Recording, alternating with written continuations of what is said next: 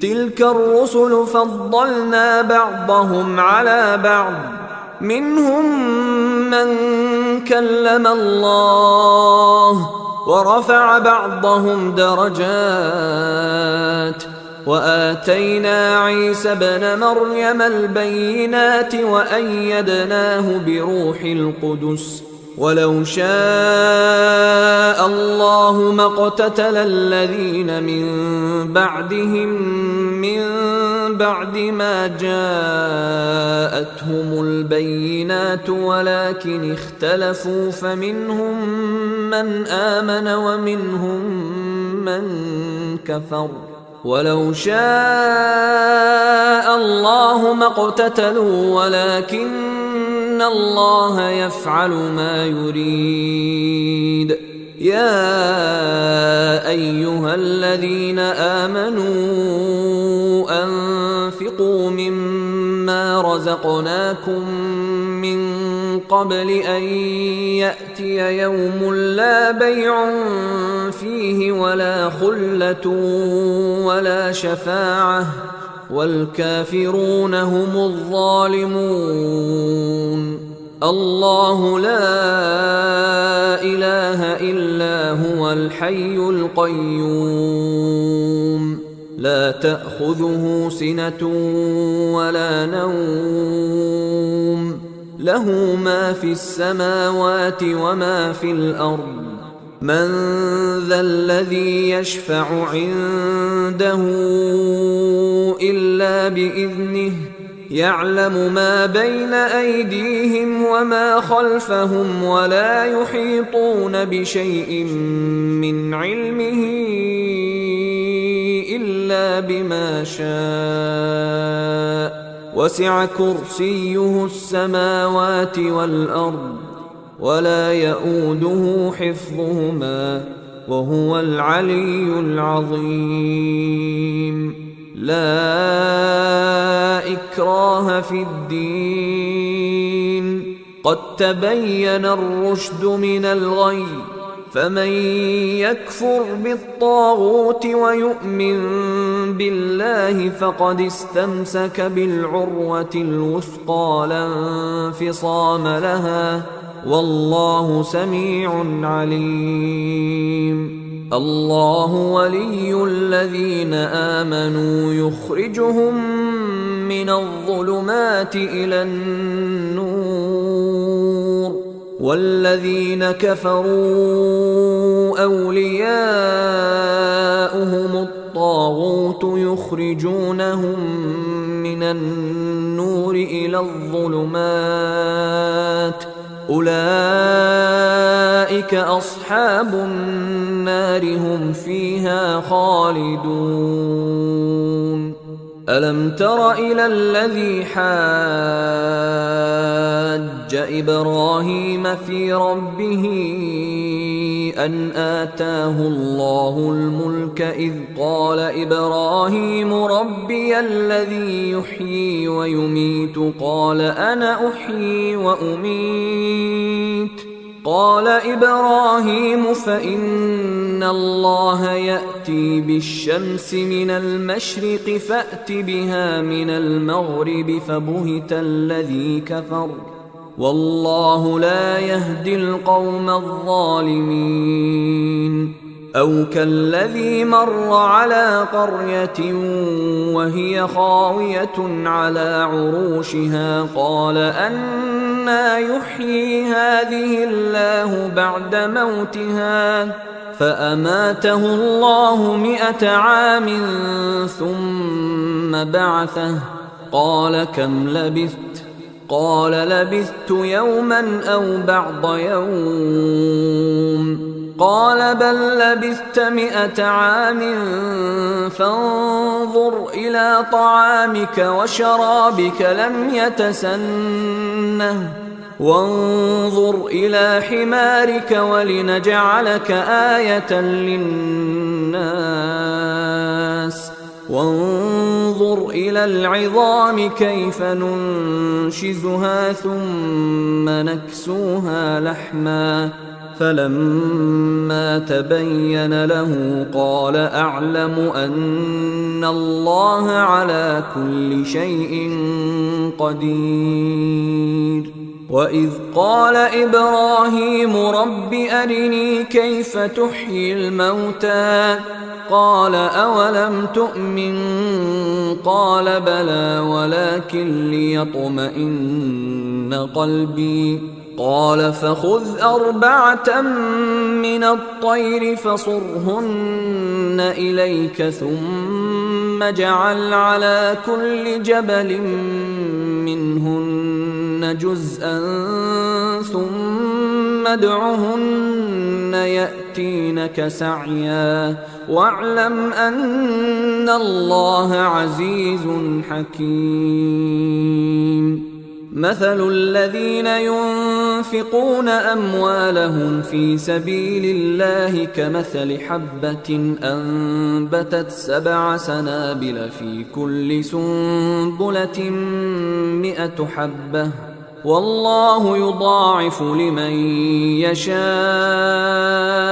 والله واسع عليم. الذين ينفقون أموالهم في سبيل الله ثم لا يتبعون ما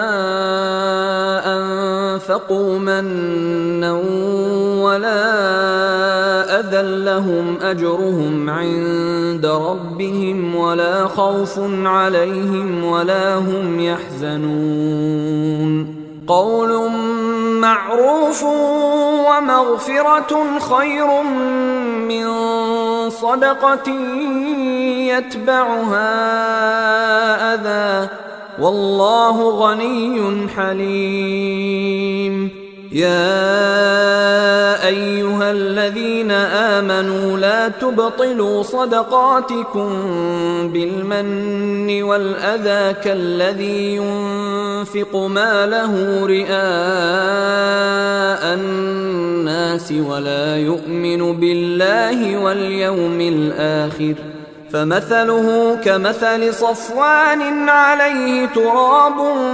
فأصابه وابل فتركه صلدا لا يقدرون على شيء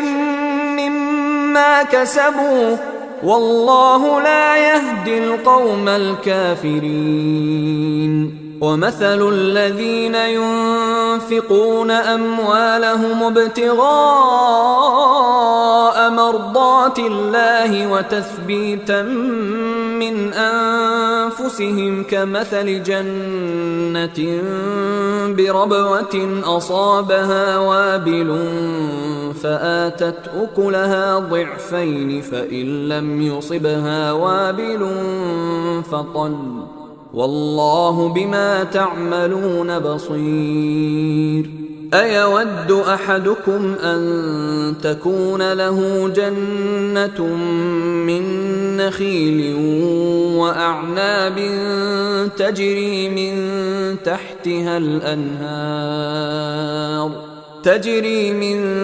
تحتها الأنهار له فيها من كل الثمرات وأصابه الكبر وله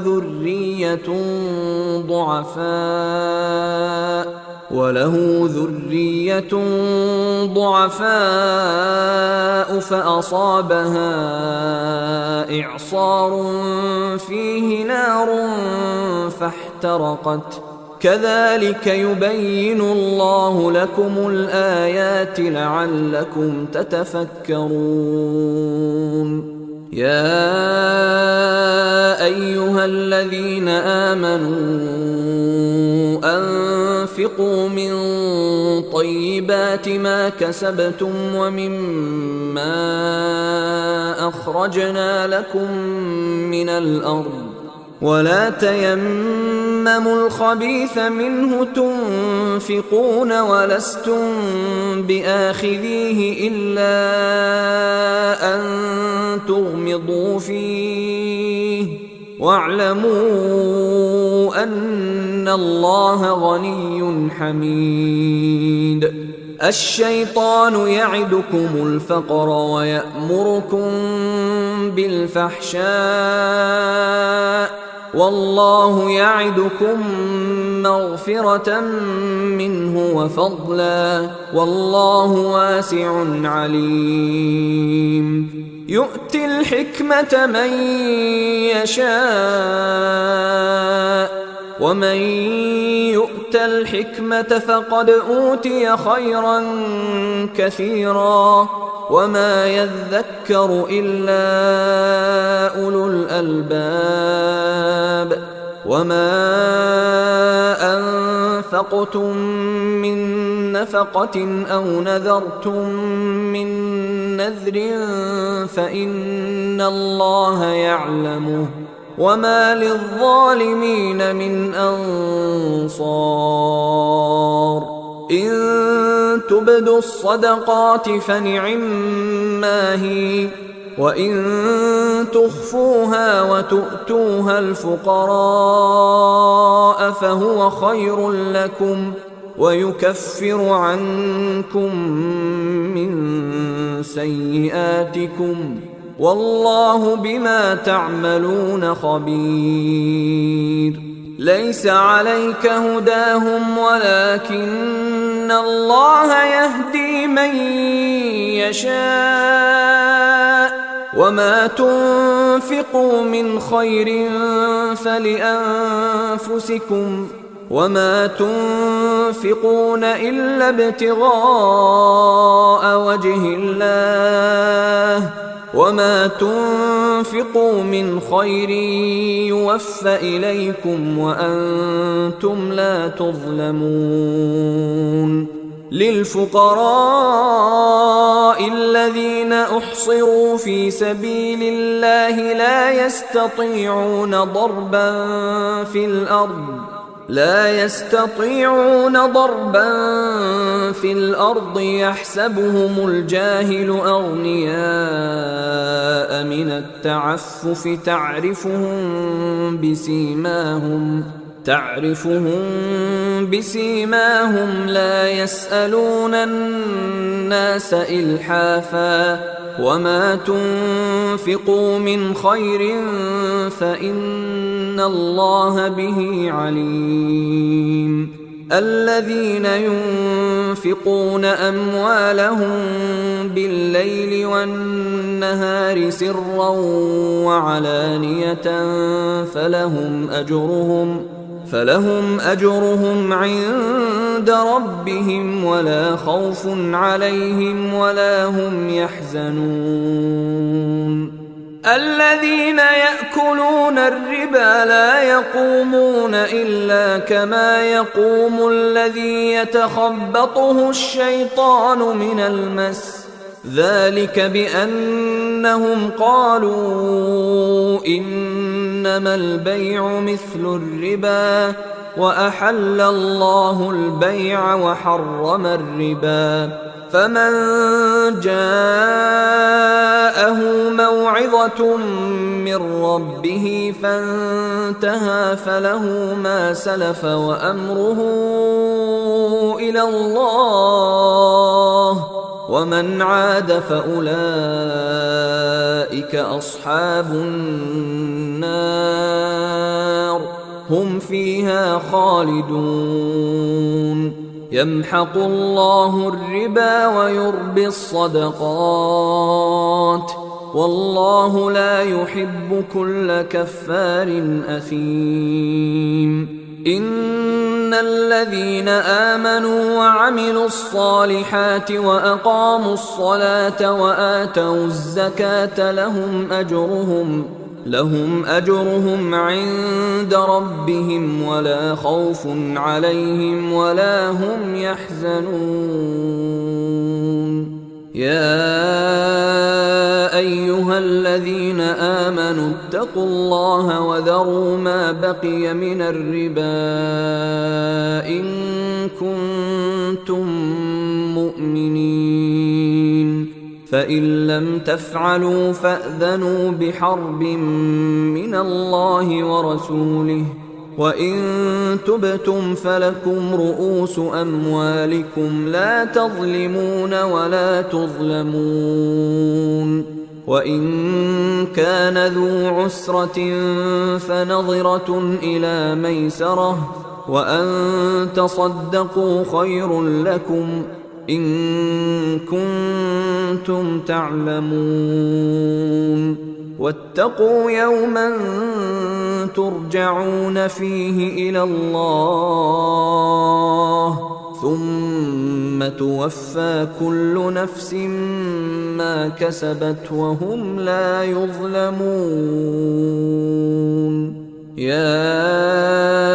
أيها الذين آمنوا إذا تداينتم بدين إلى أجل مسمى فاكتبوه وليكتب بينكم كاتب بالعدل ولا يأب كاتب أن يكتب كما علمه الله فليكتب وليملل الذي عليه الحق وليتق الله ربه ولا يبخس منه شيئا فإن كان الذي عليه الحق سفيها أو ضعيفا أو لا يستطيع أن يمل هو فليملل وليه بالعدل واستشهدوا شهيدين من رجالكم فإن لم يكونا رجلين فرجل وامرأتان ممن ترضون من الشهداء أن تضل إحداهما فتذكر إحداهما الأخرى ولا يأبى الشهداء إذا ما دعوا ولا تسأموا أن تكتبوه صغيرا أو كبيرا إلى أجله ذلكم أقسط عند الله وأقوم للشهادة وأدنى ألا ترتابوا إلا أن تكون تجارة حاضرة تديرونها بينكم فليس عليكم جناح ألا تكتبوها وأشهدوا إذا تبايعتم ولا يضار كاتب ولا شهيد وإن تفعلوا فإنه فسوق بكم واتقوا الله ويعلمكم الله والله بكل شيء عليم وإن كنتم على سفر ولم تجدوا كاتبا فرهان مقبوضة فإن أمن بعضكم بعضا فليؤد الذي ائتمن أمانته وليتق الله ربه ولا تكتموا الشهادة ومن يكتمها فإنه آثم قلبه والله بما تعملون عليم لله ما في السماوات وما في الأرض وإن تبدوا ما في أنفسكم أو تخفوه يحاسبكم به الله فيغفر لمن يشاء ويعذب من يشاء والله على كل شيء قدير آمن الرسول بما أنزل إليه من ربه والمؤمنون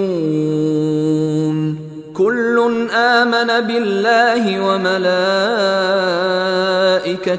وكتبه ورسله لا نفرق بين أحد من رسله وقالوا سمعنا وأطعنا غفرانك ربنا وإليك المصير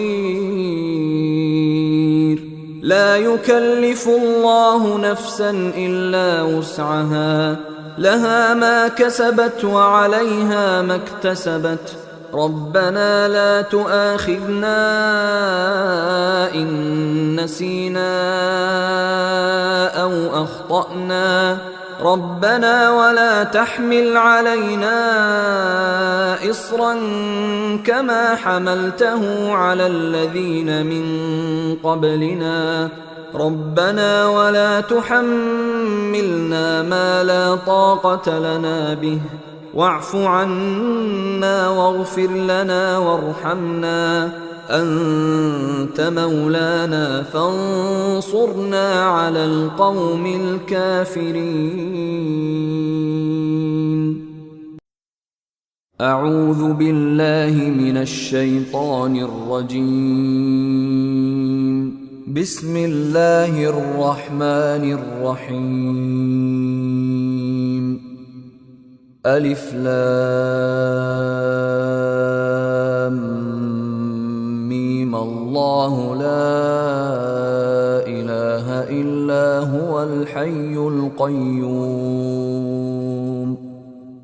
نزل عليك الكتاب بالحق مصدقا لما بين يديه وأنزل التوراة والإنجيل من قبل هدى للناس وأنزل الفرقان إن الذين كفروا بآيات الله لهم عذاب شديد والله عزيز ذو انتقام إن الله لا يخفى عليه شيء في الأرض ولا في السماء هو الذي يصوركم في الأرحام كيف يشاء لا إله إلا هو العزيز الحكيم. هو الذي أنزل عليك الكتاب منه آيات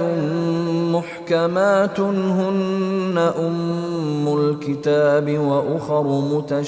متشابهات فأما الذين في قلوبهم زيغ فيتبعون ما تشابه منه ابتغاء الفتنة وابتغاء تأويله وما يعلم تأويله إلا الله والراسخون في العلم يقولون آمنا به كل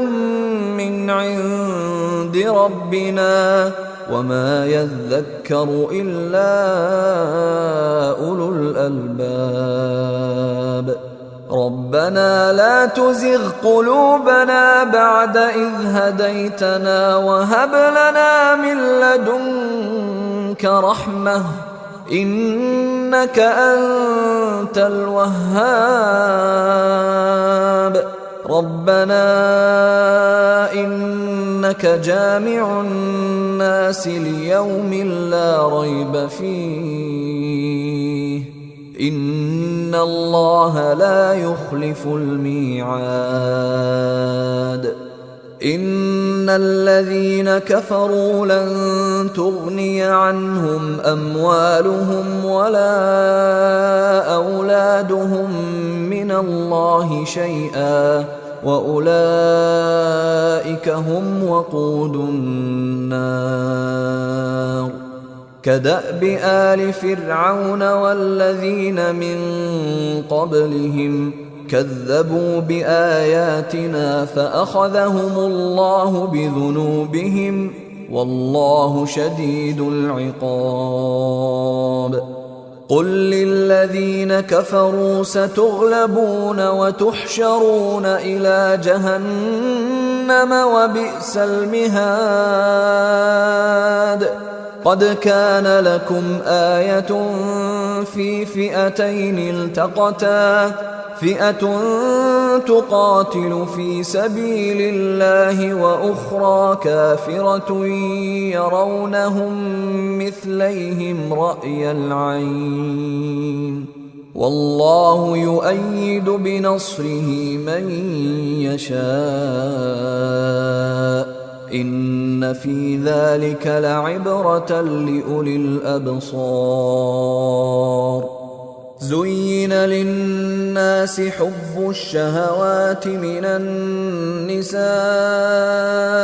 والبنين والقناطير المقنطرة من الذهب والفضة والخيل المسومة والأنعام والحرث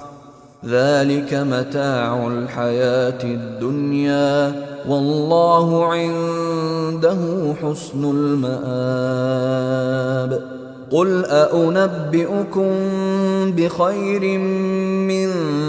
ذلكم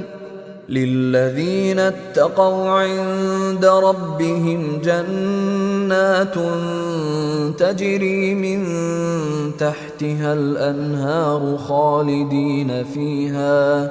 خالدين فيها وأزواج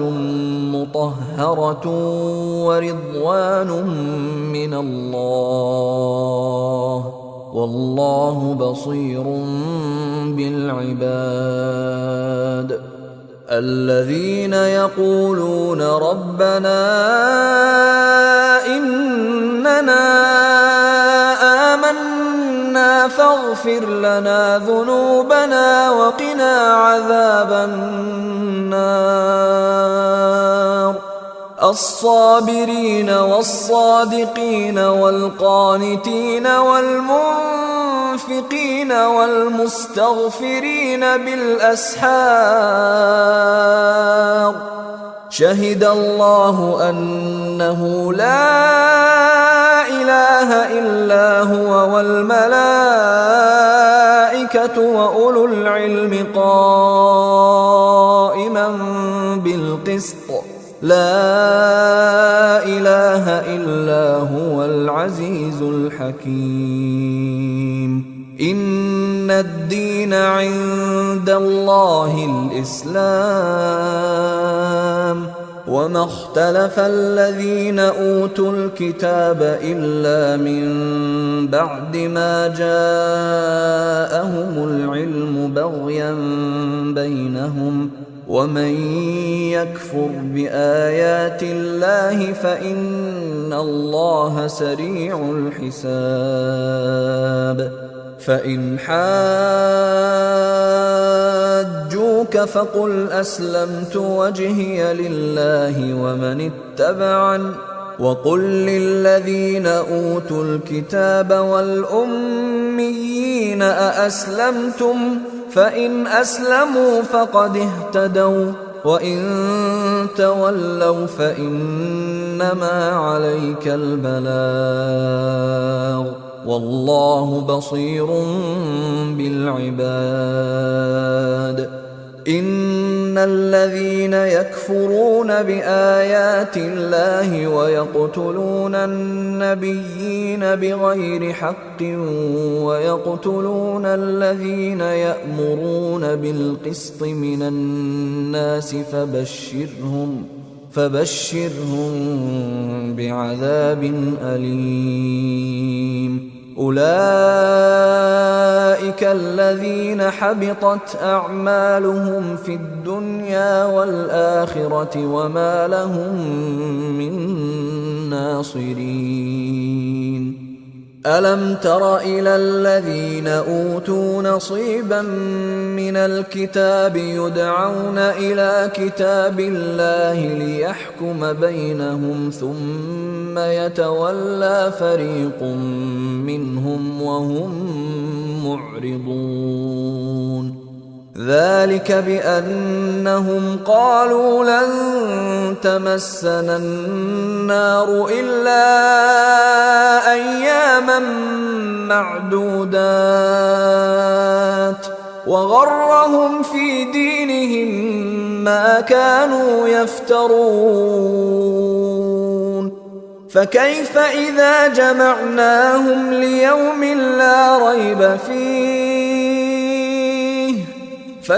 إذا جمعناهم ليوم لا ريب فيه ووفيت كل نفس ما كسبت وهم لا يظلمون قل اللهم مالك الملك تؤتي الملك من تشاء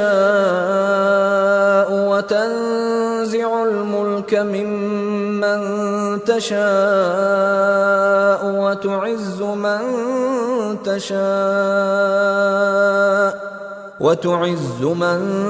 تشاء وتذل من تشاء بيدك الخير إنك على كل شيء قدير تولج الليل في النهار وتولج النهار في الليل وتخرج الحي من الميت وتخرج الميت من الحي وترزق من تشاء بغير حساب لا يتخذ المؤمنون الكافرين أولياء من دون المؤمنين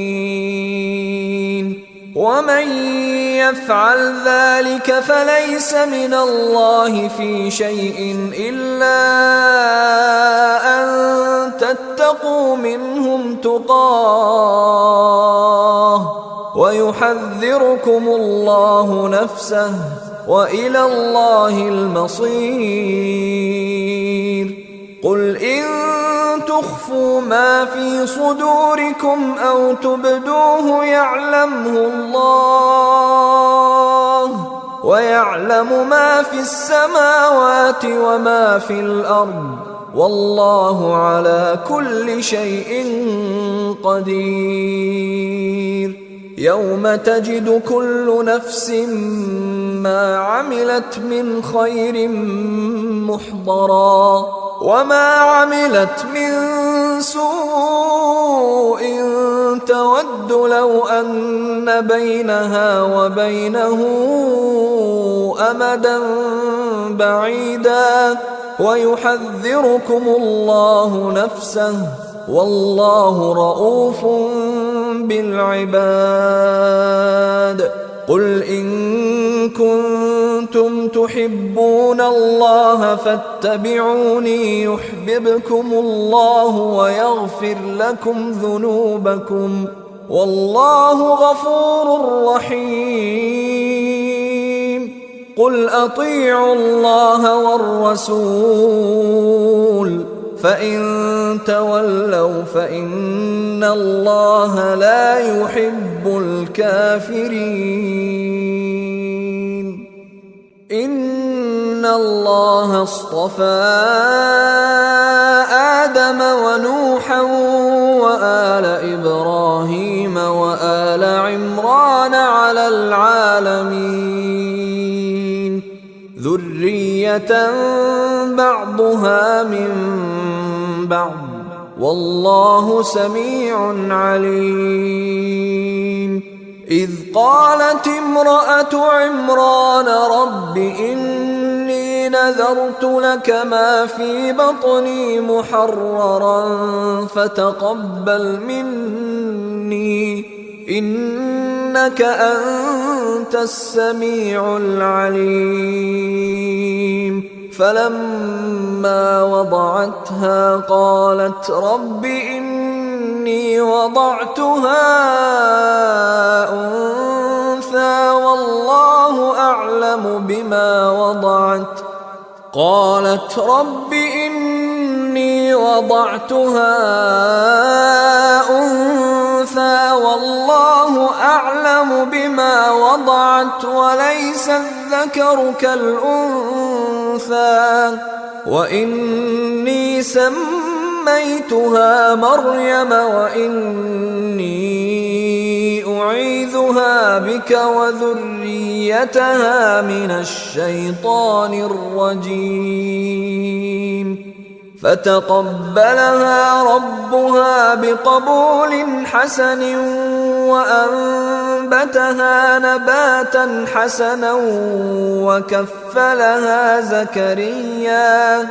وكفلها زكريا كلما دخل عليها زكريا المحراب وجد عندها رزقا قال يا مريم أنى لك هذا قالت هو من عند الله إن الله يرزق من يشاء بغير حساب هنالك دعا زكريا ربه قال رب هب لي من لدنك ذرية طيبة إنك سميع الدعاء فنادته الملائكة وهو قائم يصلي في المحراب أن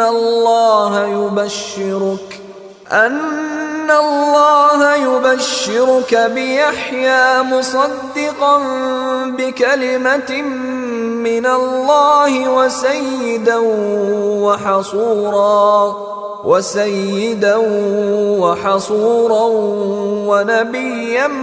من الصالحين قال رب أنى يكون لي غلام وقد بلغني الكبر وامرأتي عاقر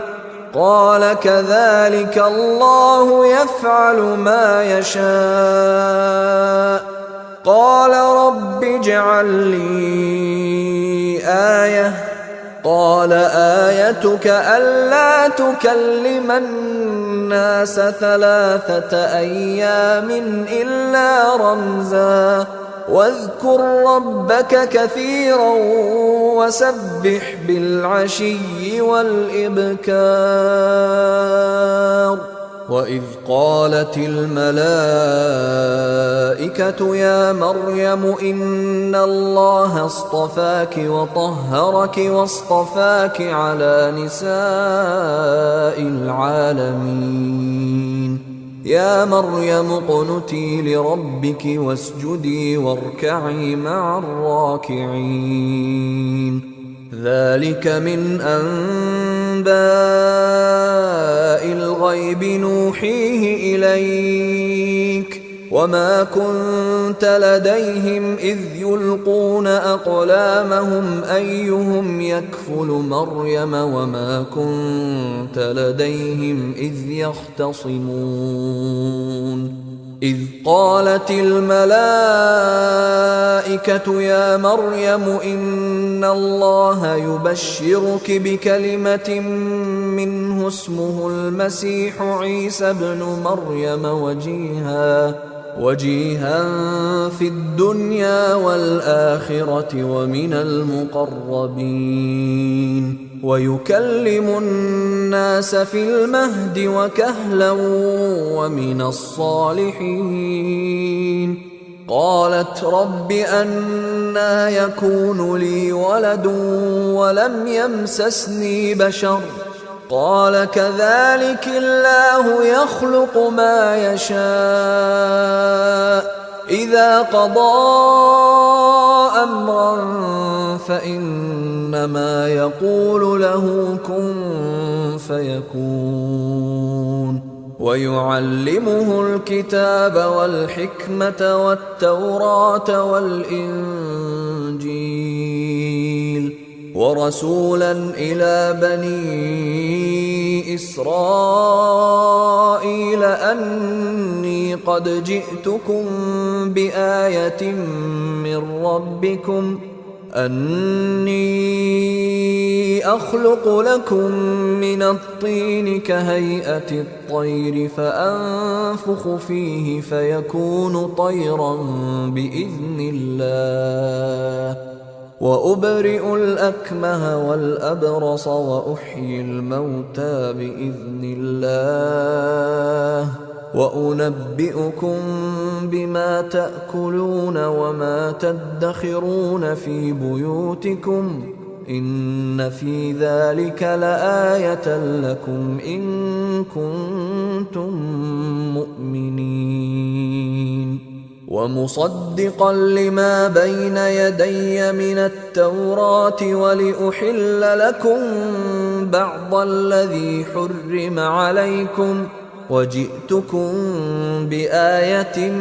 من ربكم فاتقوا الله وأطيعون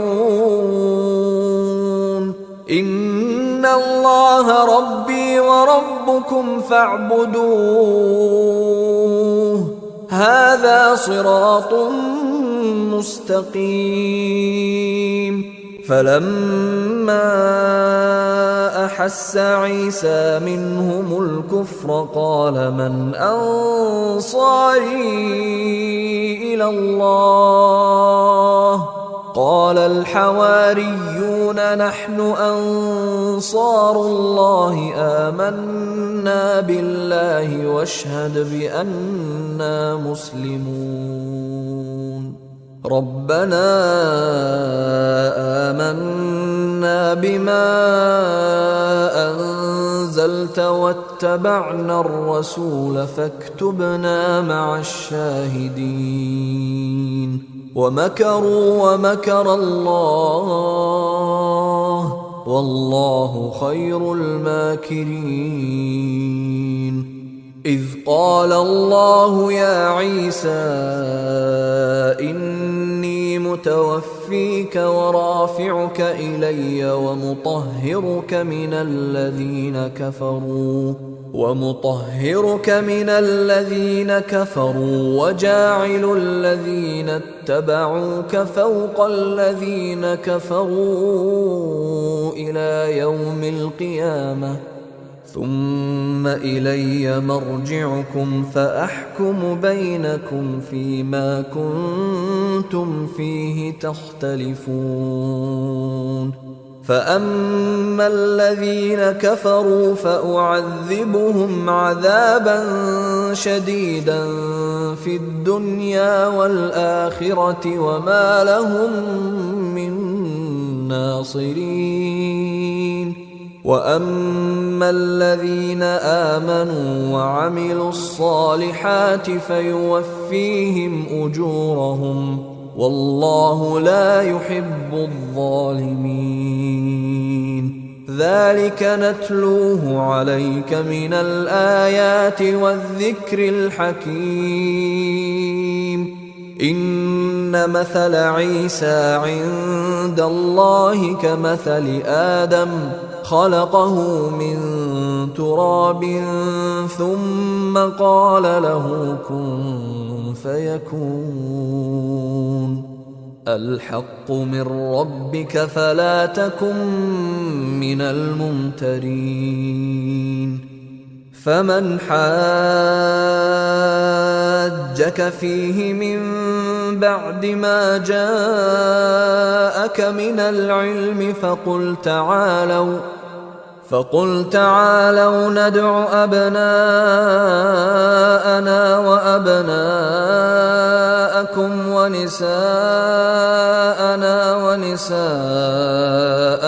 وأنفسنا وأنفسكم ثم نبتهل فنجعل لعنة الله على الكاذبين إن هذا لهو القصص الحق وما من إله إلا الله وإن الله لهو العزيز الحكيم فإن تولوا فإن الله عليم بالمفسدين قل يا أهل الكتاب تعالوا إلى كلمة سواء بيننا بيننا وبينكم ألا نعبد إلا الله ولا نشرك به شيئا ولا يتخذ بعضنا بعضا أربابا من دون الله فإن تولوا فقولوا اشهدوا بأننا مسلمون. يا أهل الكتاب لم تحاجون في إبراهيم وما أنزلت التوراة والإنجيل إلا من بعده أفلا تعقلون. ها أنتم هؤلاء حاججتم فيما لكم به علم فلم تحاجون فيما ليس لكم به علم والله يعلم وأنتم لا تعلمون. ما كان إبراهيم يهوديا ولا نصرانيا ولكن كان حنيفا مسلما وما كان من المشركين. إن أولى الناس بإبراهيم للذين اتبعوه وهذا النبي والذين آمنوا والله ولي المؤمنين. ودت طائفة من أهل الكتاب لو يضلونكم وما يضلون إلا أنفسهم وما يشعرون. يا أهل الكتاب لم تكفرون بآيات الله وأنتم تشهدون. يا أهل الكتاب لم تلبسون الحق بالباطل وتكتمون الحق وأنتم تعلمون. وقالت طائفة من أهل الكتاب آمنوا بالذي أنزل على الذين آمنوا وجه النهار واكفروا آخره لعلهم يرجعون. ولا تؤمنوا إلا لمن تبع دينكم قل إن الهدى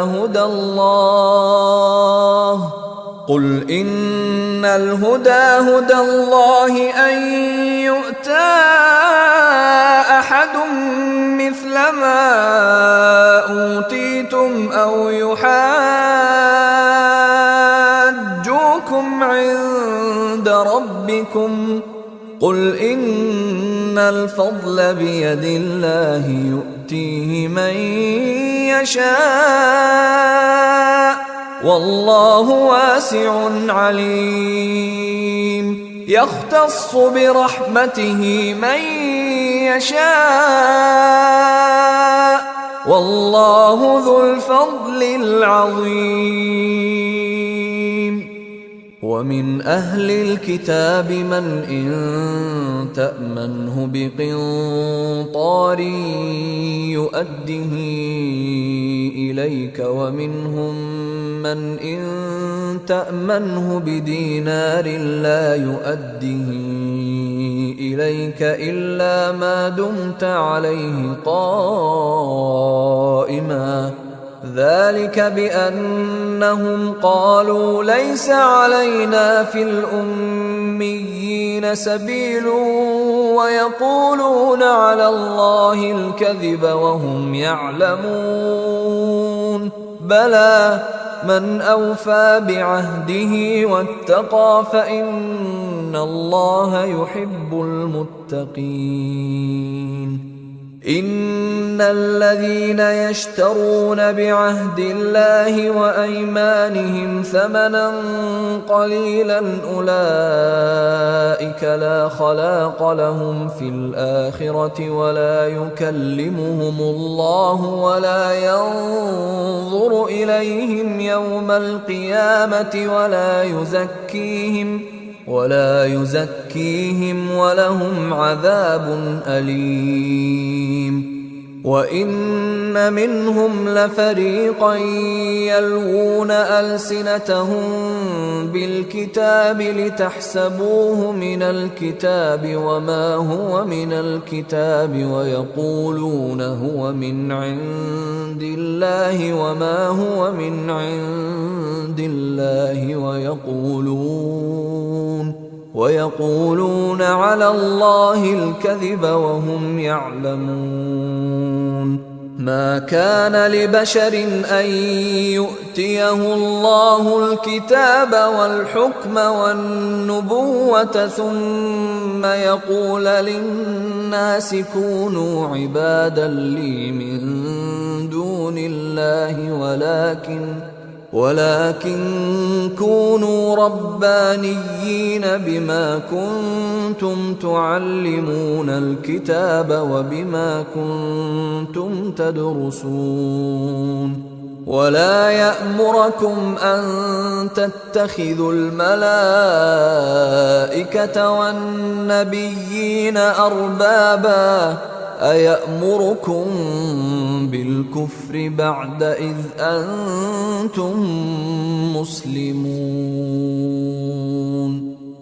وإذ أخذ الله ميثاق النبيين لما آتيتكم من كتاب وحكمة ثم جاءكم رسول مصدق لما معكم لتؤمنن به ولتنصرنه قال أأقررتم وأخذتم على ذلكم إصري قالوا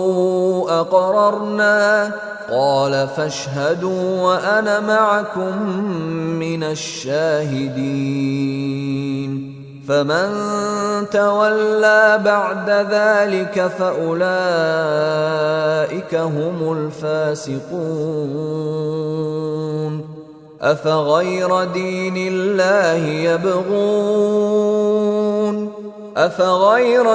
الله يبغون وله أسلم من في السماوات والأرض طوعا وكرها وإليه يرجعون. قل آمنا بالله وما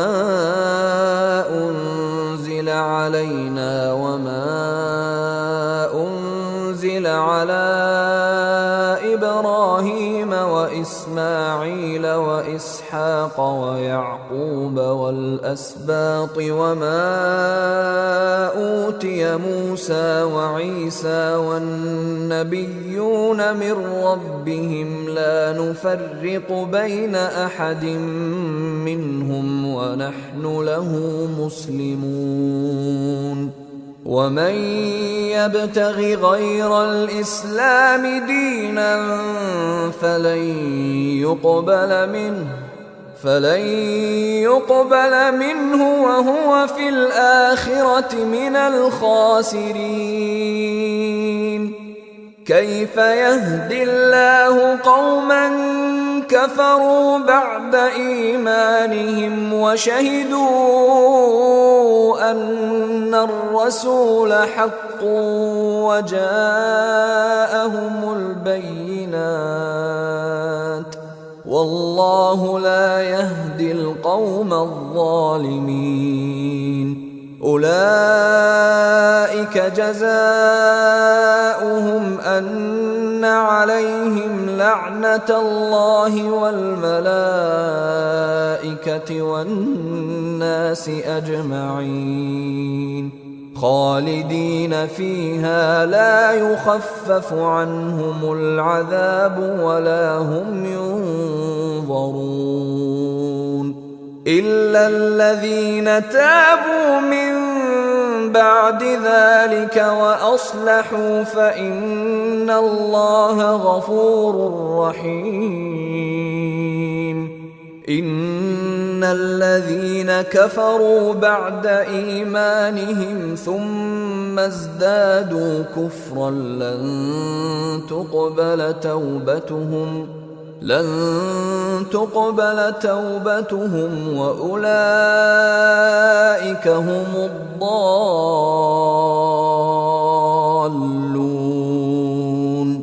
إن الذين كفروا وماتوا وهم كفار